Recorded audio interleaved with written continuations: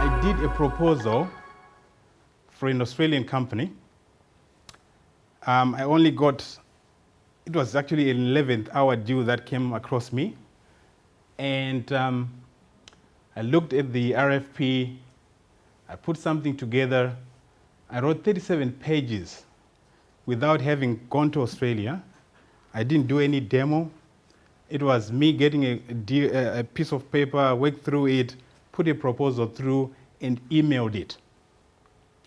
Now, you know, Australia, there's so much pride. To really buy anything from New Zealand, something that the other cousins know. But that company flew from Australia to New Zealand to come and see the actual system. Cisco, Microsoft, they'd actually been in the office to do presentations live, and I beat them. Now, what did that tell me? It told me that I could beat any company without even being there.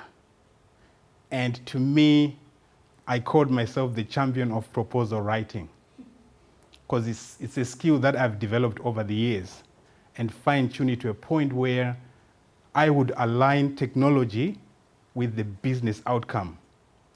And I could see exactly where the business was leaking money in their technology journey.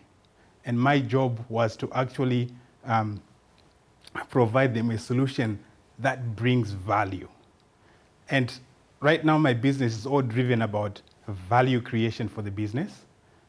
If there isn't value, then I'll simply walk away.